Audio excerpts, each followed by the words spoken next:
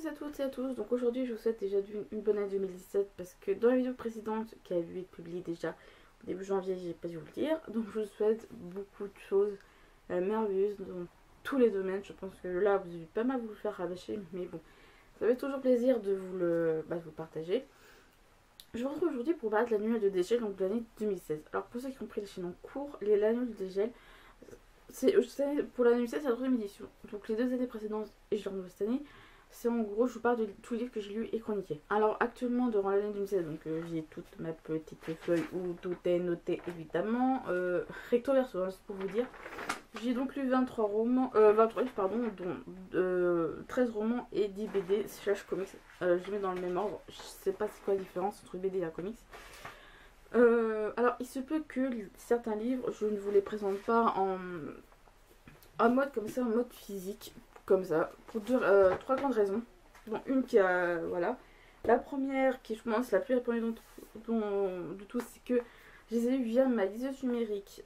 Donc c'est une Seabook Odyssey pour ceux qui ne le sauraient pas. La première version, celle qui n'a pas le rétroéclairage. Je vous avais déjà fait une vidéo dessus, mais je pense que je vais la refaire parce qu'il y a une mise à jour, on peut parler qu'en école, etc. Donc je pense que je vais en refaire une, et puis la première je l'ai pas spécialement aimée, je trouvais un peu brouillon. Alors ça c'est pour la première raison. La deuxième c'est que c'est pour aussi certains d'entre eux, c'est que c'est des emprunts médiathèques, donc c'est normal que je les ai pas achetés, c'est normal que je les ai pas. Et la dernière raison c'est qu'elle va pour un livre, c'est que ce livre là je l'ai prêté à quelqu'un, donc actuellement la personne ne me l'a pas rendu, ce qui est un peu normal. Je dis vu qu'elle avait une série à terminer avant, je lui dis prends ton temps, moi je sais que tu l'as, que tu pourras lire quand tu... Donc voilà, pour ces 3 conditions, c'est soit c'est en format numérique, emprunté à la médiathèque, ou je l'ai prêté à quelqu'un. Donc je vais faire comme les années précédentes, je vais y aller mois par mois. Il y a 2 mois où vous n'aurez rien qui sont février et mars parce que j'avais rien lu du tout. Après, puis avril, il y a eu une petite reprise. Après, voilà. Donc, mois 22, je m'attendais à pire. Bloc la feuille, entre 10 et 15 livres. Mais je suis plutôt contente de 22, je m'attendais pas du tout à ça. L'année prochaine, enfin pour l'année 2007 qu'on est actuellement, je pense que je vais être à peu près au même stade à cause de. Si vous avez suivi mes lectures de dégel de décembre 2016. Vous savez que je fais 2 challenges, donc ça va être atterri à 22 livres, donc je pense même lire un peu plus, je l'espère.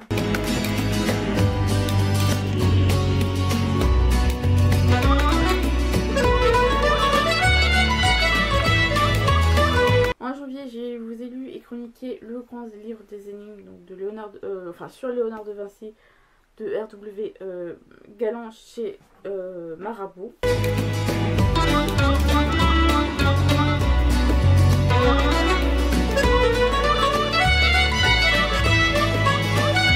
Donc février et mars, je vous ai dit, il n'y a pas de livre.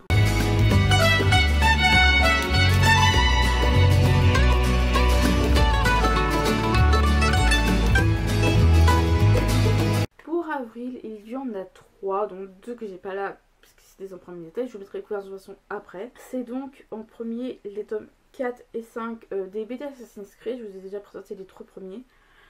Donc la 4 s'appelle Hawk et la 5e Elkark.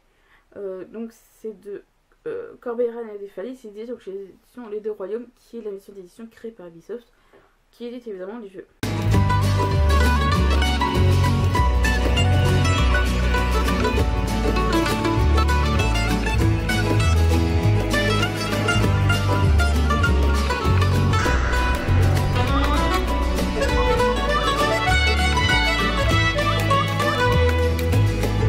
Je me suis trompée, il n'y en a pas 4 mais 3, je suis désolée, j'ai dû faire une modif donc je me suis trompée. Et le 3e c'est donc le tome 12 de Saint-Césaire jusqu'à Chronicles de Masami Kurumada et Shuraki chez Kurokawa dans leur collection shonen. Donc là c'est sur Aspros des Gémeaux, c'est un tome plutôt sympa. Donc en avril j'ai lu et chroniqué donc La Révolution française d'Émile Beaumont, donc aux éditions Fleury dans la collection La Grande Imagerie, donc un très grand livre qui se présente comme ça. D'abord comme ça, première dernière page, et à l'intérieur c'est présenté comme ça. Donc c'est d'elle pour des collégiens ou des étudiants en primaire.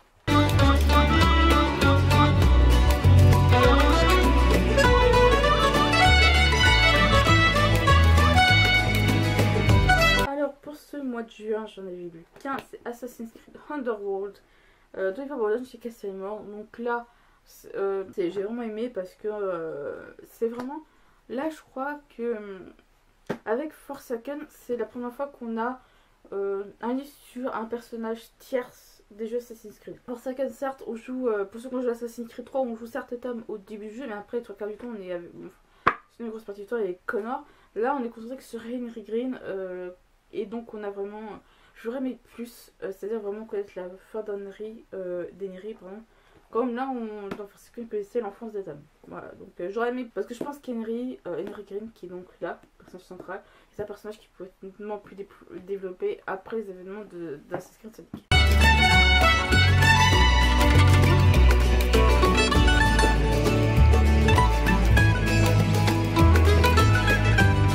Pour juillet, il y en a eu 4. Alors je précise, je les présente, mais c'est pas forcément dans un ordre précis. Je vous ai donc chroniqué le premier tome de Logorizon de Mamare Tono et Shoji Masuda aux éditions Kana. Le premier tome est en 2011 et les auteurs ne sont pas sortis à l'heure actuelle parce que je crois que l'un des deux auteurs a un problème. Je sais plus lequel c'est. Je crois que c'est, je sais plus lequel des deux qui a seulement un problème avec le fisc au Japon. Donc c'est pour qu'il y a la suite, je crois qu'il y a un autre dérivé, je sais plus lequel exactement. Ce livre là, je me le suis fait dédicacer à la 5e heure du livre.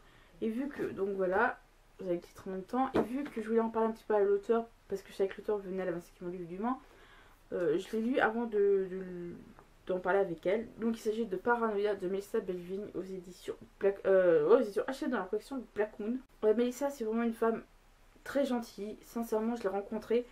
On peut discuter sans elle, avec elle sans barrière, sans filtre, parce que vraiment j'ai adoré son roman, j'ai vraiment adoré. Je m'attendais pas à ce qu'elle me fasse la bise à 25e heure du Mans, donc franchement lisez cet ouvrage parce que franchement on n'a pas... On sent que même si c'est la première fois que c'est écrit par une grande auteure, en tout cas une auteure en arbre, qui est très douée. Alors pour celui-là, c'est un livre que je n'ai pas, comme je vous l'ai dit, parce que je l'ai prêté. Donc en gros je la prête j'en ai pas à cet enfant, bah, c'est un des enfants que je garde, cet enfant à 10 ans actuellement je crois, en tout cas dans ces eaux là. Je lui ai prêté, je lui ai dit oui mais elle est en train de lire la série Harry Potter, elle a pas vu tous les films donc en fait il regarde les films au fur et à mesure qu'ils aient fini les tomes en fait, et je lui parle, je dis oui mais j'ai pas fini les Harry Potter, je te le laisse, je te le prête, termine Harry Potter, prends tout ton temps pour lire cette série, en tout cas ce premier tome. La mère a commencé à lire, la mère, elle a pas aimé le début. Apparemment, elle s'est pas sentie bien après avoir lu, je crois, les quelques premières pages, je crois, parce qu'elle a pas lu le roman en entier. Elle veut pas que son fils cadet le lise. J'ai dit de toute façon, c'est pas pour lui, c'est pour votre fille aînée, donc ce qui est déjà pas mal. Donc pour ceux qui savent pas, je suis également allée voir le film en octobre dernier. Ouais, en octobre-novembre, c'était Cinéma Fantastique. C'est donc le premier tome de Miss Peregrine et son fait particulier de Rose Emmerich chez Bay.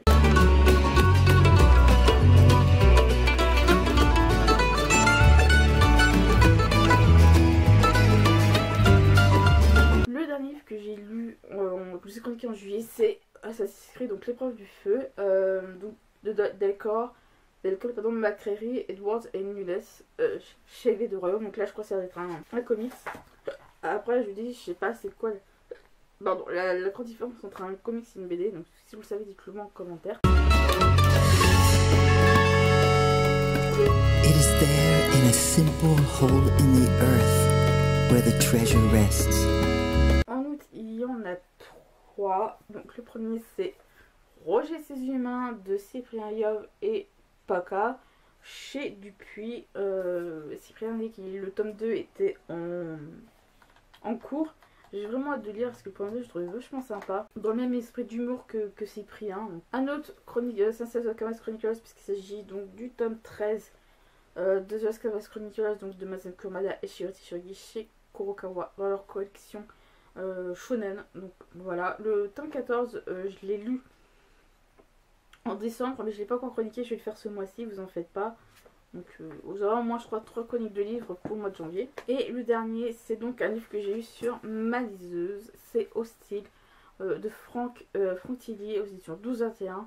Je l'ai eu je crois en gratuit cet été justement, j'ai profité pour le lire. C'est une petite nouvelle je crois de 18 pages, je sais plus exactement, ou 27 je sais. Pour ça vous pouvez vous renseigner, je sais pas, je vous mettrai tous les liens des chroniques etc. Donc c'est vraiment une petite nouvelle thriller donc, qui était vraiment sympa à lire. Je l'ai eu en gratuit parce que c'est une offre exceptionnelle, je sais plus si c'était Booken ou chez la librairie tout ça. Who would search for it there? Who could find it? Only the most modest of... Donc en septembre, il y a 2 livres que j'ai eu sur ma liseuse. Le premier, c'est Derrière la porte fermée de Cécile Saint-Charles. Alors sur les redites, il y a marqué que c'est édité chez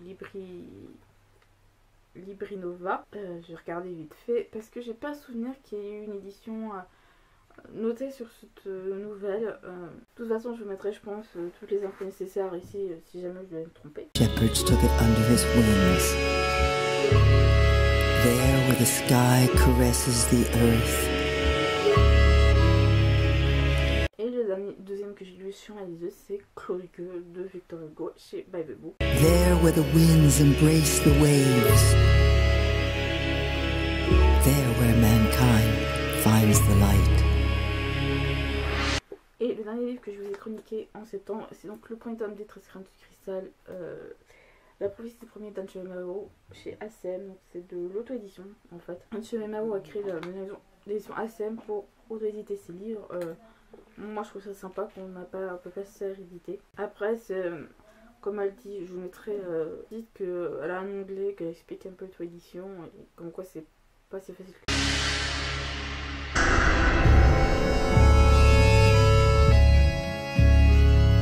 En octobre, je vous ai présenté le premier tome de The Black Museum, donc Springald de Kazuhiro Fujita chez Kiun dans la collection CNN. Je vous ai dit que le prix équivaut vraiment à l'ouvrage même parce qu'il est vraiment très beau, c'est vraiment un vieux livre. Il est assez épais, il y a pas mal de pages et je crois que c'est un manga que j'ai envie de relire. Parce que l'histoire est géniale quoi, je veux dire on est vraiment... Il est génial quoi. Pour ceux qui aiment tout ce qui est légendes urbaines, ça peut être bien parce qu'on est dans le Londres du 19e. En 1837, donc franchement, puis si vous aimez un peu steampunk, je peux que vous le conseiller. Vous chroniquez le premier tome de Kihehi, donc le tome 1 de frères de Kevin Tran et Fanny Antini chez Michel Lafon. Écoute, ouais, peine 10 €, mais c'est pas un manga, je présente par exemple pour côté Springald, voilà, qui est très grand. Et pareil, par exemple, si je vous mets The Last Canvas encore à côté, vous voyez, c'est encore... Enfin, c'est pas facile de mettre plusieurs ouvrages côte-côte, donc voilà, là on voit mieux. Donc c'est vraiment, on va dire, un grand format, même format un peu plus grand qu'un format poche, donc je présente un format poche. C'est vraiment, les 10 € là-dessus sont vachement mérités, hein, on va pas se mentir honnêtement. Puis vraiment, Kevin Tran utilisé, ça faisait des années qu'il voulait sortir un manga. Il l'a sorti, le tome 2 va bientôt sortir, ils sont signés pour 5 tomes je crois. Alors pour le dernier, pour octobre, je l'ai pas cliqué sur mon blog mais que sur chaîne YouTube, c'était pour le cas de la première édition du Book Discovery, c'est donc la chronique des Bridgerton, donc le tome 1 d'Daphné du de Julia Quinn aux éditions G pour elle dans la collection Aventure et Passion. Ça arrive que j'ai bien aimé lire, mais franchement les personnages m'ont vite conflit.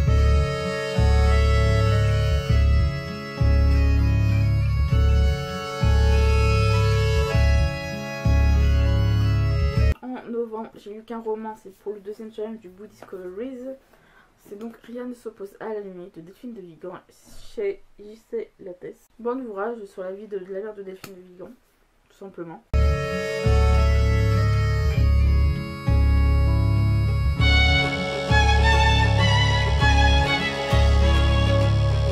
En décembre, je vous ai lu et chroniqué Le Tour du monde des infos insolites de Doc Seven chez First Edition. Et un sur ma liseuse, c'était le dernier que j'ai sur ma liseuse, c'est Les recettes de Margaret Kissé, donc le tome 2, La Prophétie.